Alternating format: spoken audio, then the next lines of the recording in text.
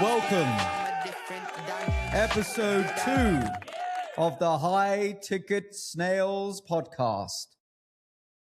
With me, Charlie Free, and my co-host consistently every week, Gary Garland. Gary, how are you on this fine Friday, sir? Dude, I am fantastic. How are you, Charlie? I'm doing great, mate. I had a lot of fun with you last week. I thought it was very interesting to watch it back at least 5 times and figure out some of the bugs as we continue to increase the production and have fun with it. But I do think the relevancy of everything we spoke about hit me like a ton of bricks this week. Yeah, for sure. No, I completely agree. It was I know you're in it more than I am most days, but I'm sure you see a lot of this stuff, and it's tough, right? Like the whole industry's tough, and I think that I think that's why we came today to talk about, the overall of, why people get into high ticket sales, right? Well, here's some stories from the week, but I think a good context point to start. What is the reason? Why would someone enter into high ticket sales? I guess on this episode, we'll cover a lot about that, because one thing definitely is important to me to cover is the reality of what's happening. This goes beyond high ticket sales. This is what I'm seeing is happening with society. It's where people are at, people's energy, their time management. No matter what is possible in sales, if you don't have ABC in place, it's going to be very, very painful. So we'll cover that in the natural flow of it. But I guess the reality is, what's the good? If we do the good, the bad, the ugly, let's do the good first. Why would someone join high ticket sales? I mean, there's a lot of money. If you're good, there's money. I think that's most salespeople's driving point, right, Charlie? That is the epitome of why people work, right? There is a lot of money, but doesn't it also let you know that 100K, for example, is actually not a lot of money anymore? No, yeah, for sure. Like, yeah, I mean, making 10K a month, really, when you start breaking that down, it's not as fruitful as you think it is, right? Well, I came into the industry with the perspective like, look, if I've made $2,000 before, yeah, which is again about 2,800, maybe $3,000 USD. If I've made $2,000 and someone's paid me that, I remember the first time someone paid me, Gary, $1,000 in cash. I remember he brought it around, and basically, I don't like to call it this, but it's, I guess, layman's terms, but it's for life coaching. Yeah, and he was like, all right, came in, slammed down 1,000 Great British pounds in notes on my desk, and I was like, all right, let's go. And I happened to be in my towel at the time. It's like the utmost of a professional I was. But I remember, whoa, this is a lot of money. I remember collecting at least 1,400 doing a DJ event, right? So like all of that era seemed like a lot of money. When I came into high ticket sales and I was hearing about companies doing 6 figures, they're doing 100K, I was like, whoa. Like the picture in my mind, the picture of it was, these are going to be some super high polished. I pictured not exactly this, but Suits with Harvey Specter and that kind of stuff. Oh yeah, I love that show. That show's so good. That's what came to my mind, bro. I was thinking, shit, I'm going to start finding people like that online. And oh my days, how far away from the reality I was. But the good thing is there's a lot of money moving. There is a lot of money moving, and you don't even need it. This is one thing, without naming names, one of the first lessons I got, Gary, in the live trainings with those who shall not be named. But yeah, we're going to keep it that way. We was doing a role play, and I was okay. I was like still like in this novelty honeymoon stage. It's like, what's the format online? Like, what are people doing? And one of the main light bulb moments I got first was, Charlie, that people don't have the money available just like there in cash. And it just struck me like, oh shit, people aren't actually just going, oh, I've got 10 grand, bomb. People are paying with credit. They're using finance partners. They're doing payment plans. They're putting down what they can. That really started to reveal a lot to me as to why you see high levels of revenue. You know, and I think we've been around companies. It was definitely around whether they are greatly organized, but definitely around millions. Mm-hmm. There's a lot of money moving around, man. Yeah. Yeah. I think that's why, like, when we talk about money, like the B2B space, I feel like is easier when it comes to the money side because you're dealing with a business. It's a write off, it's an expense, right? But the actual sale is harder, in my opinion, because you're having to convince a huge thread of people, you know, in some companies. Smaller companies, not so much, but you know, those bigger companies, you've got so many layers to peel back like the onion to get through.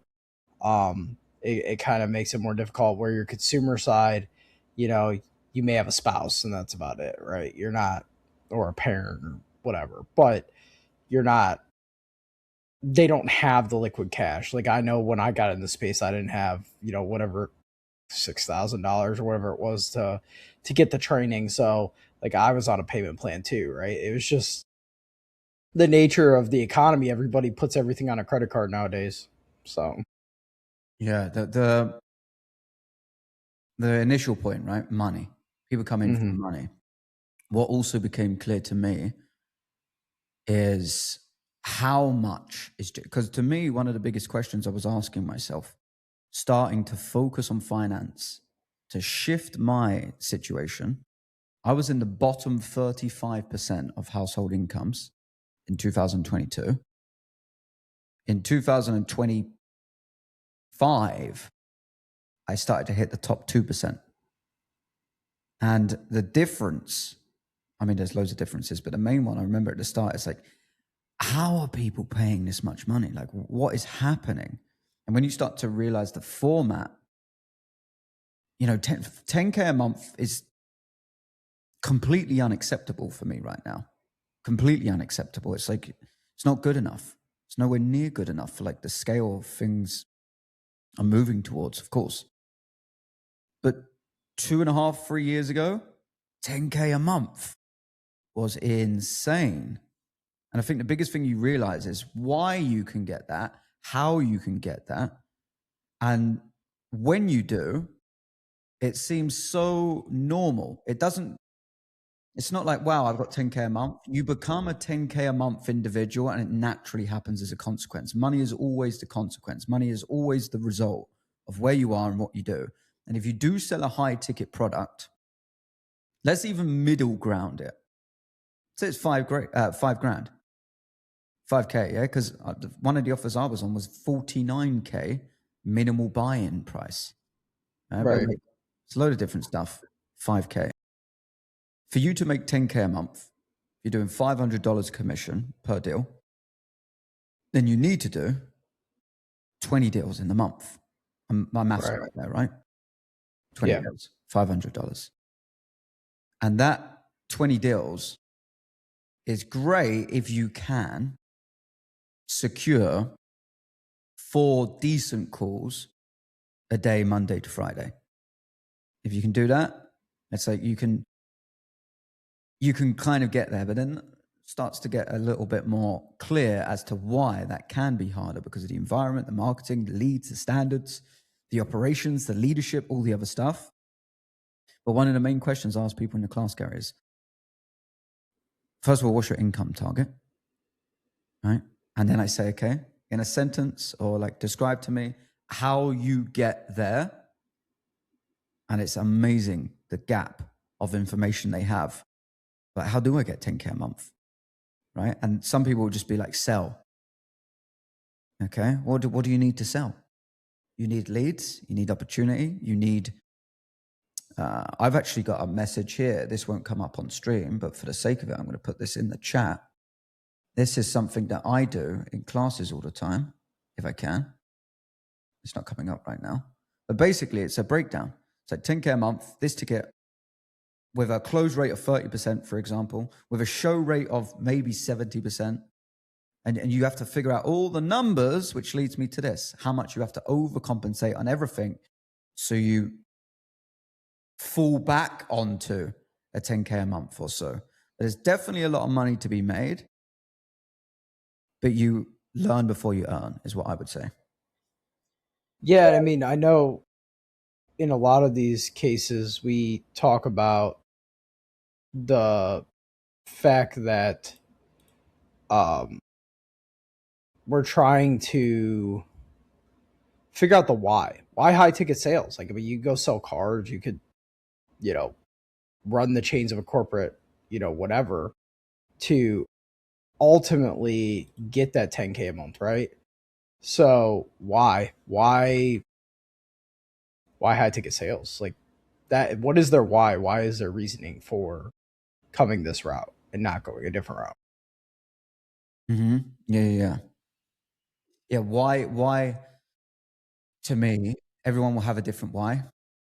There's also a reality of yin and yang. So to me, there's at least two sides to it, right? Why? That's what they saw. Yeah. So that's what came up on their feed. I do believe in that. I do believe if you walk into a restaurant, right, there's all these cause and effect laws. There's no randomness. It's cause, effect, cause, effect. If you walk into a restaurant, why do you order something on their menu and not the restaurant next door? Well, that's common sense. So why high ticket sales? Something's happened where that's landed on your algorithm or the ads are pumped into your face. Something there. I don't think many people that are in other conversations, say for example, you're an OnlyFans manager, yeah, and you're in that field and you're managing OnlyFans models and you're building that way. I don't think you'll be swarmed. I might be wrong here, but I don't think you'll be swarmed with high ticket sales ads. If you are around any of the guru content, if you like, for lack of better term, it's going to come up in your feed. So I think that's the number one reason people are strung in. But then like the internal why, that would be maybe the external. The internal to me would be, I love the idea of being able to earn and travel. I love the idea of being able to, and this is again the marketing, sit there, take calls, have conversations, and earn commission from it. And I don't know exactly all the other personal reasons for everyone, but I can tell you one of the most common ones, Gary. They are sick and tired of being fixed in their one location. I'm from the UK. There's a lot of people that want to get out of the UK. But when you really speak to people, no one, actually, let me not say no one. Most people want to get out of their hometown. Most people want to leave their environment so they can evolve and explore, but they're so fixed to a job. I think the remote aspect, because I work with some communities that never went to get into sales, they just wanted to work remotely.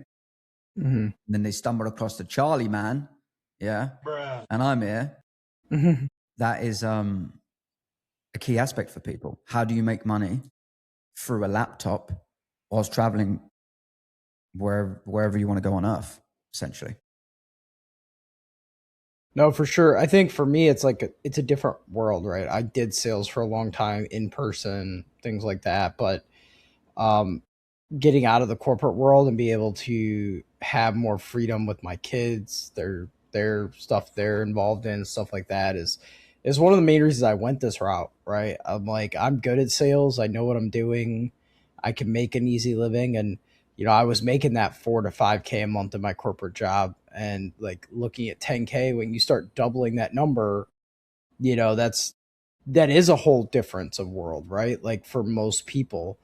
Um, but once you get there, that's how do I, I'm one of those people. It's like, well, how do I get to 20 then? How do I get to 30? What is next, right? Like, and you got to have that drive and ambition. Like, we both know that it's not going to happen overnight, right?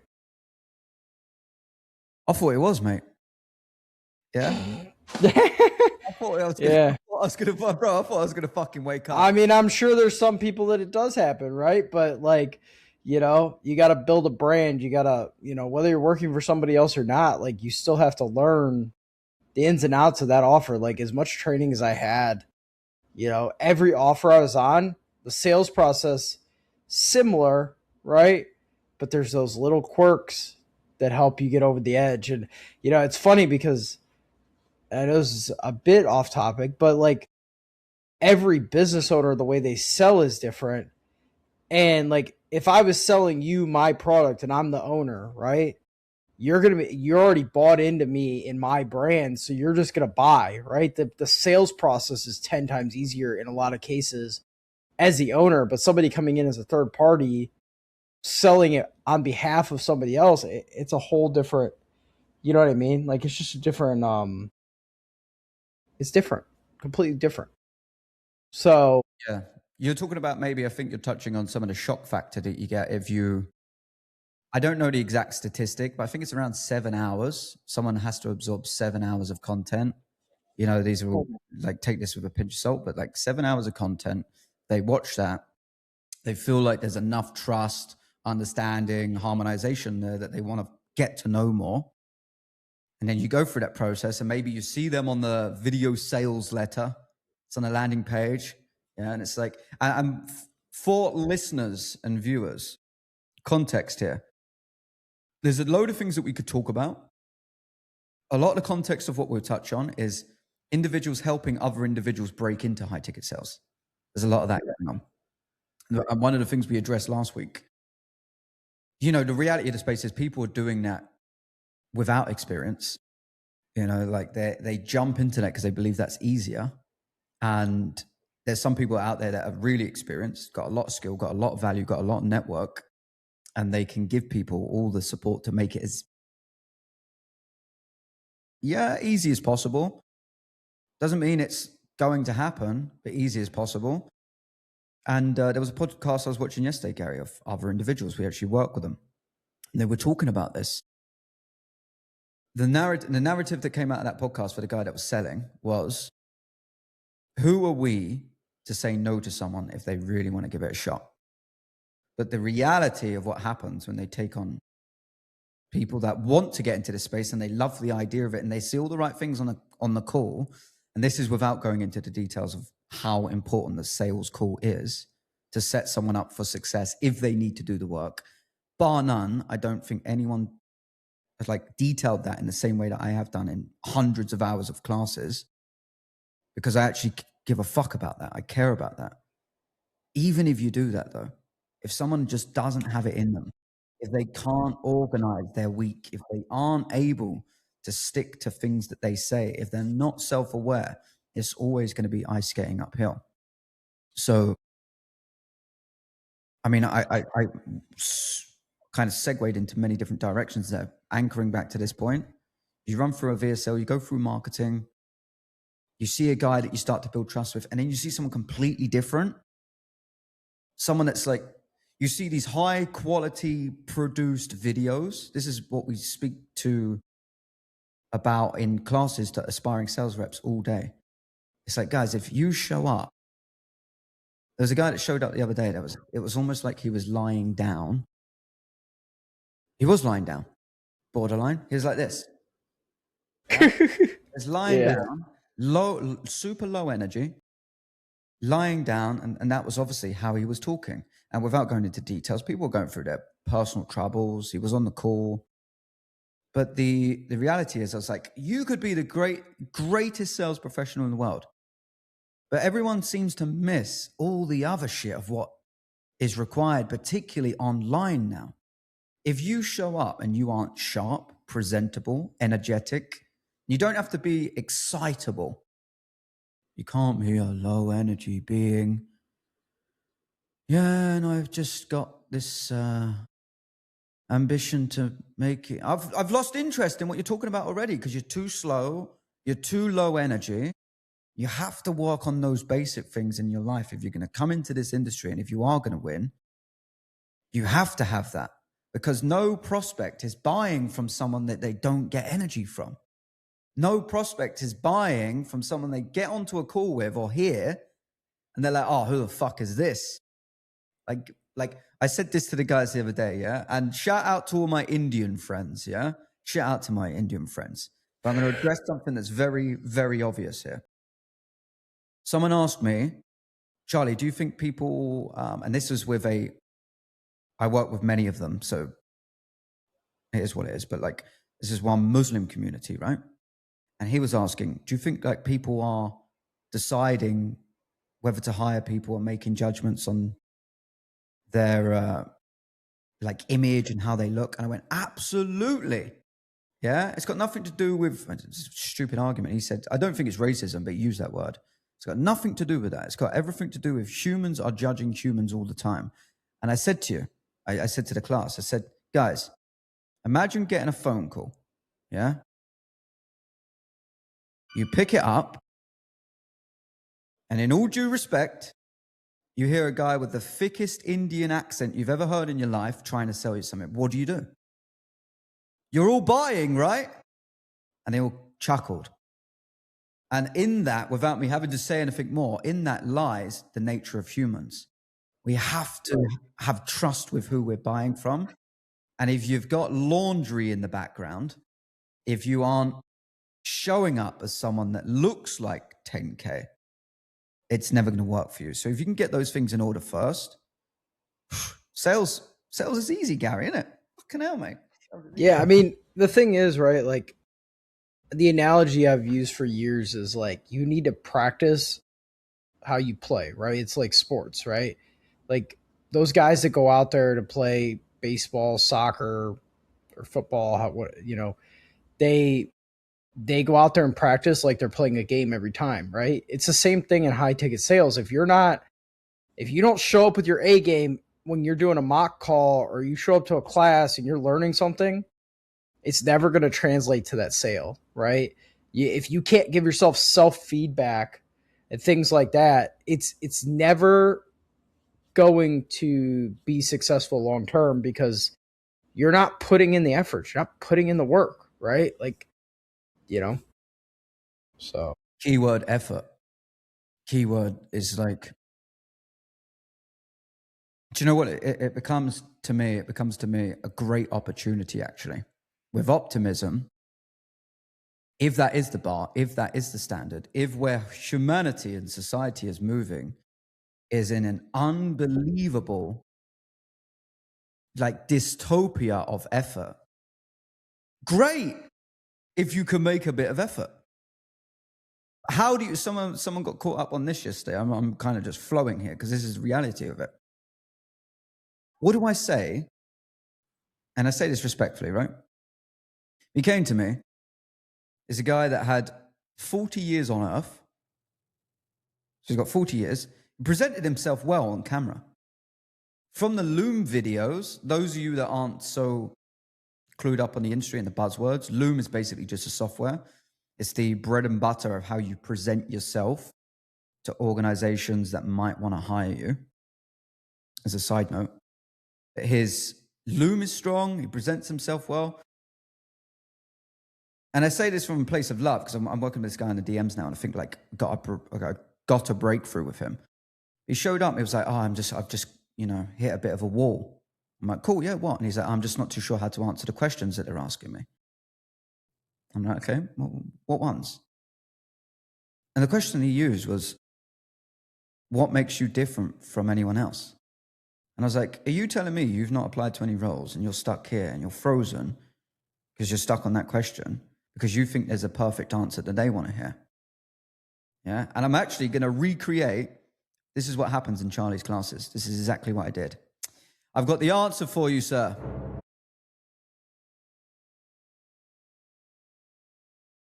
Fuck what they think. That's literally what I did. I said, you are never going to be able to determine what they want to know. You've got to be able to have self-awareness and execute that question in less than 30 seconds. Hey, this is what's different about me. And I gave him 5 examples Said your camera looks different. You've got 40 years on earth. You've actually got sales experience. You've been a business owner. And from what you told me, you only want to sell something you align with. Boom, 5 things in less than 10 seconds. That state of mind typically happens because, I don't know, low energy is happening somewhere. But the individual that just executes, that might not be so intellectual, well, in this space, will always do better than someone that's intellectual that holds back and doesn't execute on anything. The industry needs individuals coming into it right now that are, one, able to make that effort. They can solve problems, they show up, they present themselves well. Two, might not have loads of sales experience in your mind, but are absolutely hungry to learn it. And no matter what you do, even when I worked at McDonald's, Gary, I'm telling you, bro, I'm fucking telling you now, yeah, those pickles would be symmetrical, yeah? I would I would make that burger as close as I could to what it looked like on the picture, yeah? If you love and care about anything that you do, you can absolutely succeed in this space. There's my little rant on why you should get into high ticket sales. Yeah, no, it's good, Charlie. I mean, and that's the problem is that people are lazy. Like, I mean, the world, the generations below us, even above us, whatever. The laziness has become a major issue, right? Like, if you're not hungry for what you're doing or have a passion, it's just not going to work, right? Like, high ticket sales is very high demanding type of position that requires you to be completely locked in all the time, right? And laziness gets in the way of that with a lot of people because, again, you have to and I will say this very lightly, not everybody is meant to work at home either, right? Like, my wife is a great example of that, right? She's so scatterbrained that sometimes, like, she will, like, if she's working at home, like, she gets half her productivity done, where I'm the complete opposite. If I go to the office, I get half the productivity done because I'm talking to everybody that's around me because they're asking me questions, this and that. When I'm at home, I could be just locked in, right? Like, that's why high ticket sales works for somebody like me, because I could be locked in very easily and focus on the customer. I mean, there was some days I would take 10 calls a day and have to remember what I talked about at 8 o'clock in the morning the next day in our huddle, right? Like, I can do that. Not everybody could do that. And I think for me, looking at high ticket sales, why do you want to get in high ticket sales? Like, can you focus? Can you drown things out? Can you be in that environment that is your work? Because, like, Charlie knows, right? Like, my workspace where I'm sitting right now is in the middle of my house, right? Like, there's rooms all around me, right, Charlie? Like, it is chaos where I live, right? And I still could be successful because all of that doesn't matter. Those walls don't matter to me. Some people need those walls. Some people need that desk. Some people, you know what I mean? Those types of things. And so it's extremely hard to understand that getting into high ticket sales does require a certain element of discipline, right? I think that's the key term there, is discipline over how this is successful. I want to tell a story, with your permission, of essentially all the feedback I kept coming back to in the first Loom. Basically, it was role play calls, right? So, like, Loom videos. But before I do, if you're open for me to tell that little funny story, Gary, like, for you, what I will say to you, which is, why we continue to connect, why we continue to work with each other, there is a reality. This happened mainly once, I think, maybe twice. But basically, I was like, let me give Gary a ring because someone needed an individual that could show up and do the work. And I've put you in there. What is it you're doing? What's different about you? What is it you're doing that, and I cannot get this across to Earth, right? Or like, how do I get hired? How do I get forget about high ticket sales? Yeah, forget about all of that. Think about this. What someone that would hire someone is looking for is, I need to turn my back and trust you're doing what you're supposed to be doing. Because if I come back and I'm like, oh, there's more problems on my plate, you're costing me money, you're fucking with my time and energy, and you're destroying this growth, because the growth now isn't focused on growing, it's focused on not breaking because you're not doing the work. So you've always shown up and done those dials. Why? What are you doing? Well, first off, I don't know how to fail very well. I'm not good at it. Like, one of those people that will, if it doesn't work the first time, I'll find another way to make it work. Right? Like, that's just like, I think it's all a mental thing. Right? It's all how my brain operates. That's, if I'm not pushing myself to the max, I'm not giving myself what I desire. Right? Like, I think my family, like feeding them, making sure they're fed, things like that is super important to me. So like, it didn't matter what I was doing, whether it was sales, not sales, like even my corporate job, like I was working 70 hours a week and I was on a salary. I didn't make any more, but I knew that if I kept pushing, I would get promoted and that, more money would come. Like obviously the bottom line money does drive things, right? But in that 2.5 years I worked there, I was promoted 3 times. Like just because I push, you know what I mean? And I officiated, saved money, whatever it was. Like that's the only thing I know how to do is just try to be efficient and stay completely locked in on whatever the task at hand is. You tell me what you think, but I think it's deeper than that. I Well, it think probably is, but I'm not good at deep level either. let So me let me explore one layer of the onion. Okay, one layer. If that didn't happen, if you couldn't do that, if you basically just sat there and did nothing, what are the consequences for you? loss. Like it's like losing a game to me. I Mm. don't like losing. Uh-huh.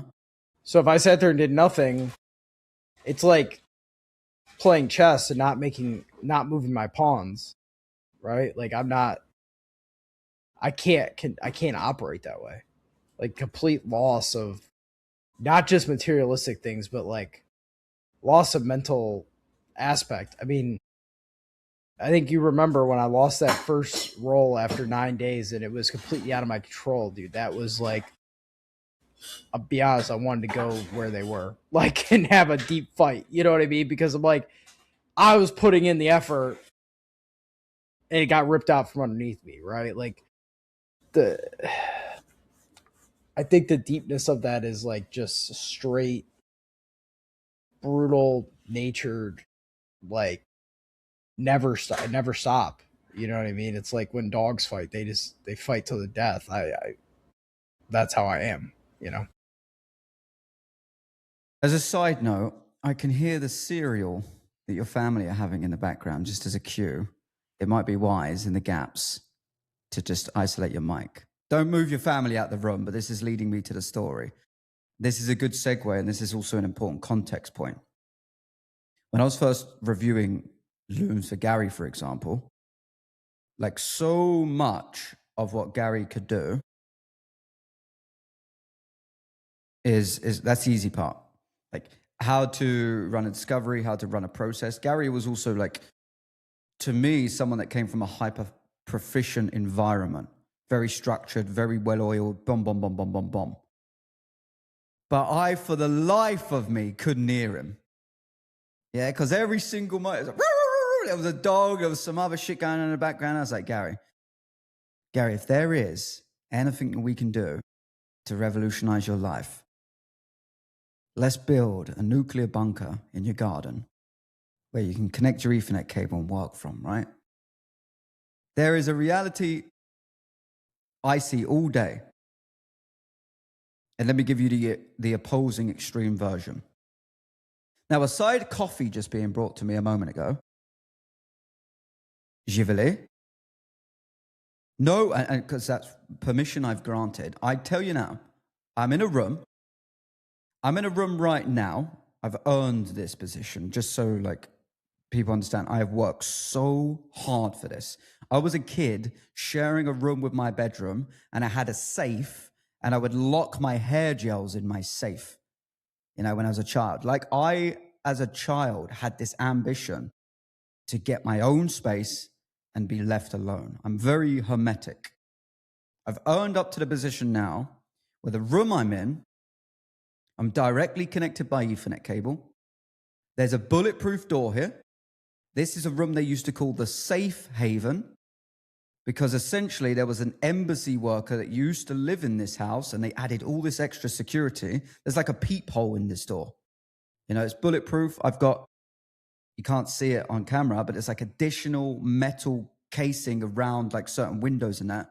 Basically, I'm ready for a zombie apocalypse in my house. So when people talk about being locked in, like there's levels of what that means. Even if you're just at home or say wherever you are, everyone's in a different situation.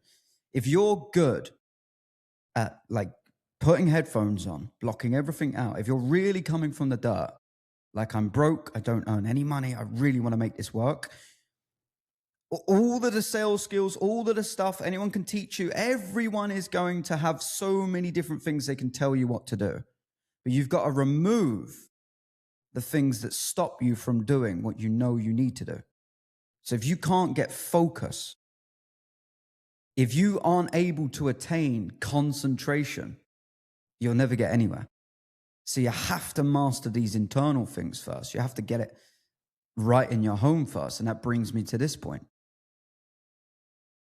The pain, for me personally, again, I can't go into it in this podcast, but if anyone knows anything about my story, if anyone's researched me or Amy online, my partner, the pain of not having any money after an event that happened in our life when I was 29, I was like, nope, never. Like, there is no way you will have to kill me before I don't make an effort.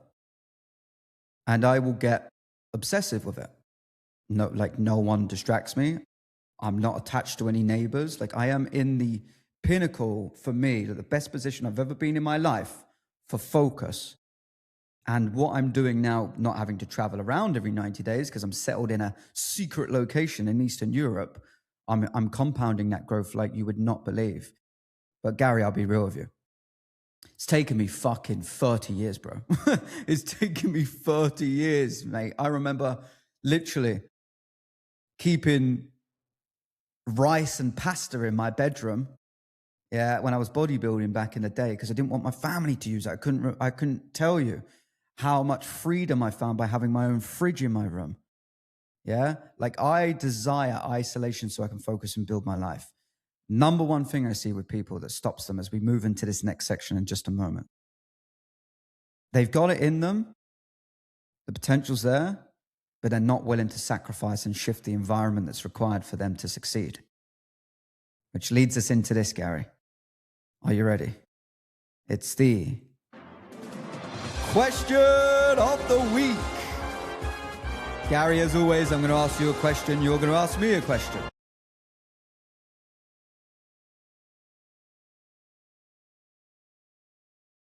Let's say someone joins High Ticket Sales today.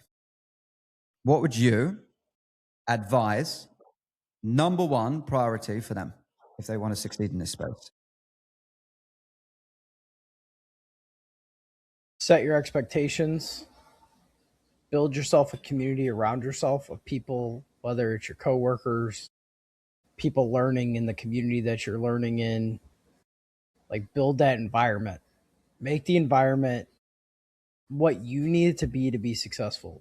Because there's a lot of things I find that, like you've said, we've talked about for the last 40 minutes, that environment around you, whether it's seclusion, isolation, but having the people to help pick you up when you're down is so important to the long-term success in this space, because it is hard. It's not easy to do sales in any capacity, right? Just like in car sales or refrigerator sales or whatever. Your team is the most important part. Team, take this, my takeaways from that. Team, expectation.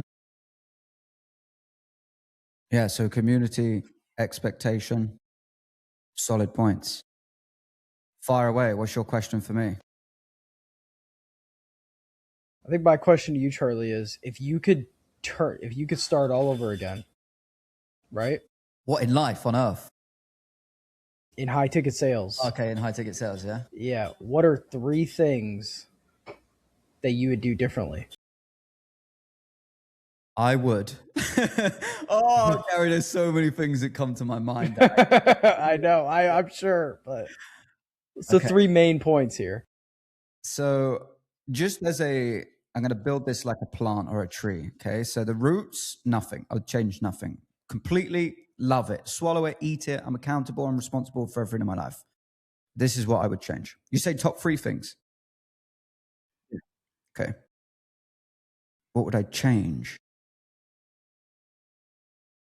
I mean, not change, but what would you do differently? So, like, as you went through this process, what do you feel that you should have done differently to maybe either increase your success rate at a quicker rate or something, things like that that would help people understand things they need to do that, obviously when you train people completely different than what we've seen in training in past, right? Hmm.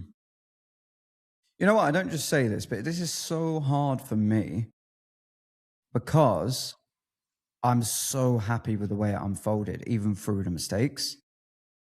But I would say, here's some hardships that I had. And this is such an important lesson. I spoke too soon.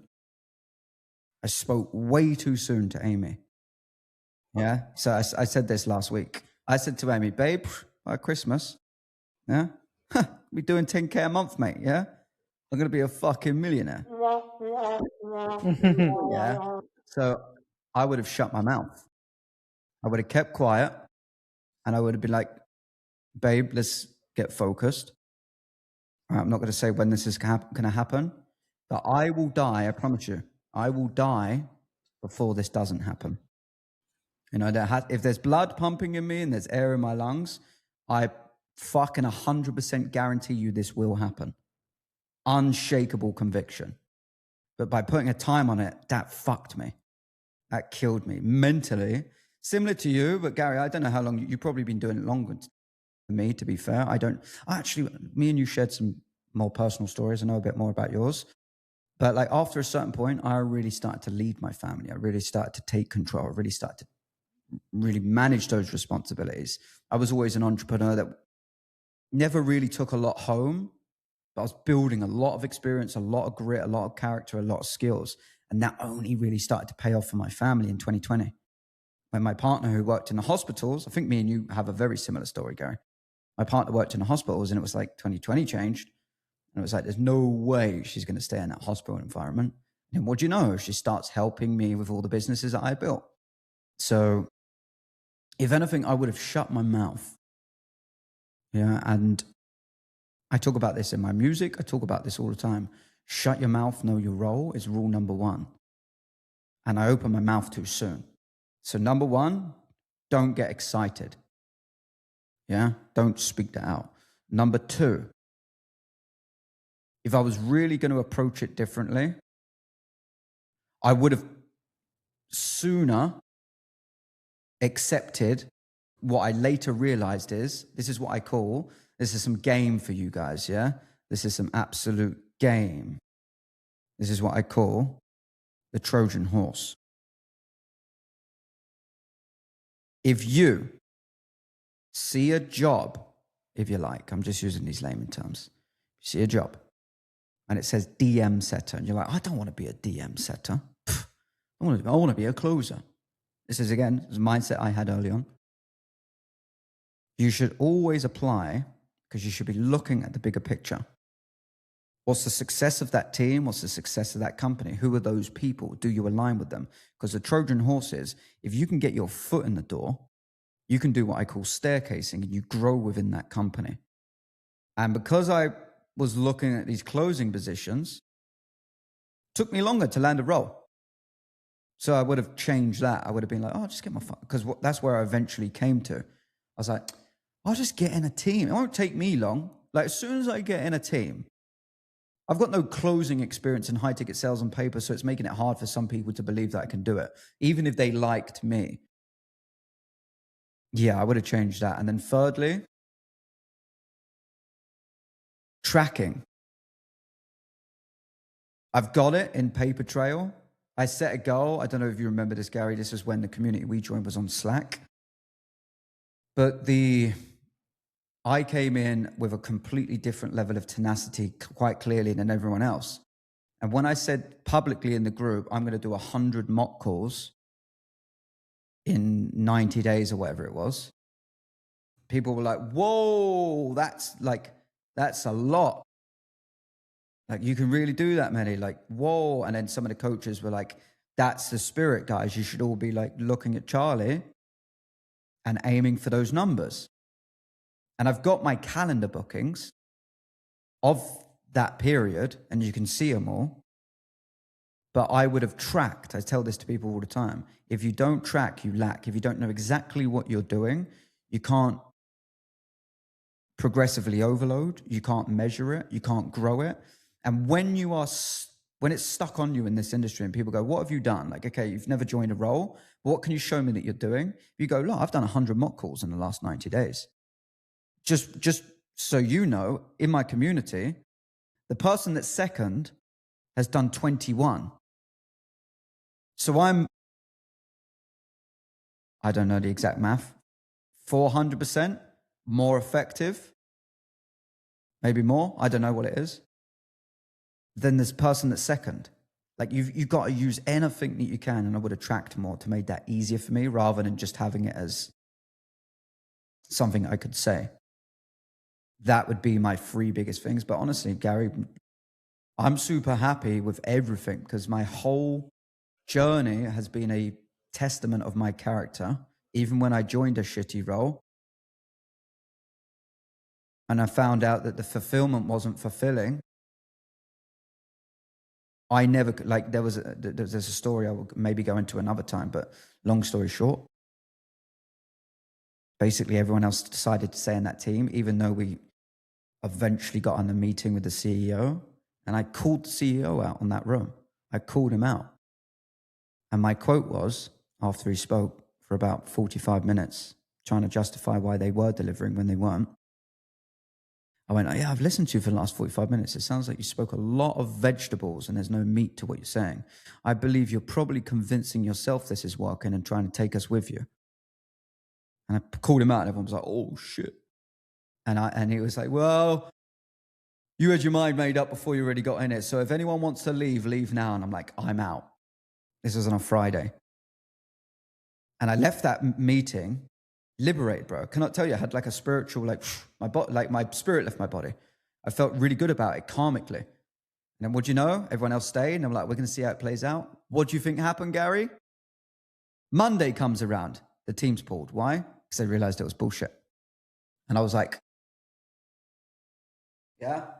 Even though great sales team, for the record, I joined through a sales team. Great sales team, great group of people. But just an oversight on fulfillment that they actually weren't delivering. Because a lot of what happens in this space, as you know, Gary, someone has something and they outsource it. They delegate it to sales. Like, come in, sell it for us. We're doing this. And they were never fulfilling, fake testimonials. This is an important thing why you need good guidance coming into the industry. But there's so many things, Gary, I could say that I wouldn't change. I appreciate the question. Yeah, I appreciate it, Charlie. Yeah, I just think a lot of people really, that's a question a lot of people ask people, right? Like, what did you do wrong that I can avoid, right? And, sometimes making those mistakes is actually good for people, right? Because it allows them to grow and flourish in their way of being successful, right? Like, between the, sometimes, the not so up and up, like you just said, offers and things like that, or drops of fulfillment that you don't realize, those are the things you're looking for in the beginning, right? Not at the end. So um ultimately that is the end of what we need to do to really show people how to be successful. So Yeah, I think we should start wrapping this up and close this on this, because what is also happening for the listeners, Gary's going to a dominating baseball tournament, I believe, the family, right? Yeah. So Gary, in an unusual way, is like leaving more promptly, but we're here every single week to kind of share more experience, talk about what's come up this week. This is the final point I would like to address. Even in what I'm calling placement mastery, and even building a team of placement specialists, I'm starting to revolutionize my understanding of that. You'll see a lot if you start to look at high ticket sales around placement, guaranteed placement, all the kind of stuff that's out there. I don't even want to go into that. I don't believe there's a better team across the board that can help you land a role online anywhere. Doesn't just have to be sales, also for the record. The strategies now are adapted to 2026. So even if you want to be a marketer, if you just want to find remote work, if you are willing to do the work and make the effort, the way that I teach is universal. So you can apply it to sales, yes. We have access to a job board where there's thousands of opportunities on it. There's about 500 to 700 posted every single month. The reality is you can apply to those roles that are looking for sales reps or client success managers or whatever it will be. But if you can get in with companies, you can grow into different positions. But nothing matters if you don't apply. So all this placement stuff, this is what I messaged you the other day, Gary, something it would be worth bringing up. Instead of placement, right, the actual quote I said to you was, stop worrying about placements, start focusing on application. The number one thing that holds people back, apply. So much stuff mentally gets in the way of applying, which is why we create this application hot room where you're forced to apply on the call. Someone shares their screen, and these are the communities we work with. If you want to know more, like, I'm not going to go into the details of what that looks like in the dynamics ever on this pod, but at the bottom of these episodes, wherever you're watching and listening to this, you can get access to us easily. You can come into the Discord for free. There's so much free stuff. Float around, be around it, see it, engage, interact. But the reality is application. If you cannot apply to any roles, you won't secure any roles. You, as a listener, I'm speaking to the listener right now. You as a listener aren't seeking a job. You're not seeking a role. Flip that. There is a team out there that absolutely need you. They're out there looking for, insert name, you. They need you on their team right now. And they'll never find you if you don't apply like a mad man, woman, or trans person. So if you don't do that, you can't be found. Yes, the bus is coming to the bus stop. Yes, but you have to be there and you have to put your arm out. Hello, bus driver. If you cannot make yourself known, seen, and build your presence online, no one knows you exist. And I'm telling you now, everyone finds love in their life. Like, there's someone for everyone. There's a role, there's a team out there for everyone. And you only need one to change your life. You need one when you think about that, the rule of one. And if you can implement that by not getting in your own way, just start with minimal goals every week. Hey, this week I'm going to do this. And if you actually do that, and you can do that, let's even just say 2 weeks in a row, you can make it. I believe in you, man. Gary, anything else to add? Because I know that you've got a bounce. We've come to the end of this pod. No, I think you hit the nail on the head there, Charlie. And you know, make sure you like, subscribe, and share this podcast. And remember, next week we're coming back, and we'll be talking about what Charlie just was talking about. We're going to be diving into the deep end of applying and focusing on the numbers. So we look forward to talking to you next week. Any final words, Charlie?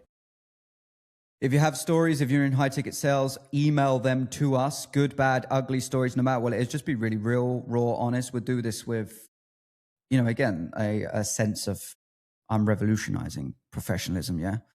Gordon Ramsay is the ultimate professional to me, but I'll do it respectfully. I don't have to disclose your information. If you've got stories, email us at talk@highticketsnails.com or find us everywhere else. Or if you want to know more about what we're doing specifically, same place, same time, every single week. Gary, I appreciate you, bro. Have fun. Send my love to the family. And what do they say in baseball when you hit a home run? Is there a specific word? No, I don't think so. All right. We'll fucking make one up. Nah. Appreciate you, man. And I'll see you next week. See ya.